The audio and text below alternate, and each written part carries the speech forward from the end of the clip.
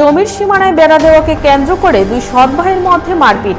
দায়ের কূপে রক্তাক্ত ছোট ভাইয়ের বউ সহ ছোট ভাই ও তার 3 সন্তান, রক্তাক্ত বড় ভাইও। ঘটনা উত্তর ত্রিপুরা জেলার ধর্মনগর থানাধীন ডুপিরবন্দে।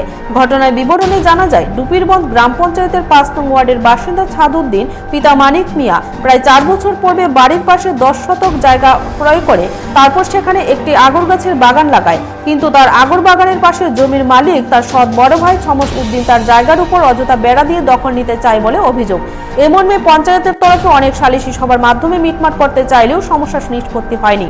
এদিকে সোমবার দুপুরে আনুমানিক 12:30 নাগাদ সৎ বড় ভাই ছমস ছোট ভাইয়ের আগর বাগানের উপর জোর জবরদস্তি বাঁশের বেড়া দিয়ে দেয় বলে অভিযোগ। তখন ছোট ভাই বাধা দিতে তার উপর দা দিয়ে তেড়ে আসে বড় ভাইয়ের স্ত্রী সহ বড় ভাই ও তার পরিবারের লোকজন। তখন সে প্রাণে বাঁচতে চিৎকার চেঁচামেচি করলে ছুটে আসে ছোট ভাইয়ের বউ ও সন্তানরা। তার কিছু বুঝতে ওঠার আগেই বড় ভাইয়ের স্ত্রী দেওরের মাথায় দা দিয়ে কূপ বসালে স্বামীকে বাঁচাতে এসে স্ত্রী মিনা বেগম মাথায় কূপ বসে।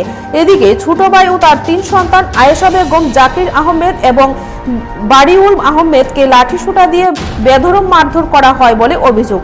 এদিকে দুপক্ষের দস্তাদস্তিতে দায়ের কূপে আহত হয় বড় ভাইও।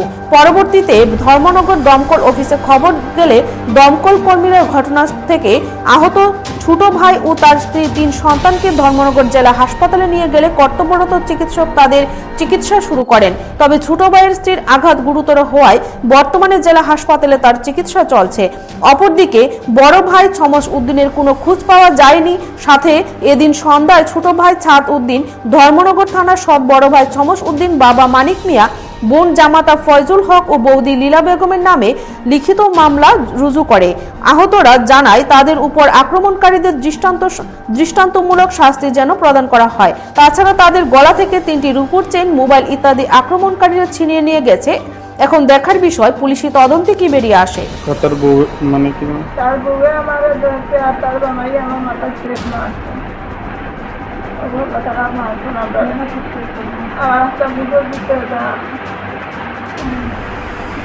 হাতাইয়া রাখছে না, এটা বেশি মারছে। এরপরে মাথায় মুখে একটা সিলাই লাগতো, আঙ্গুলো সামর মারছে। আমার মানে বুঝতে পারে যে আমি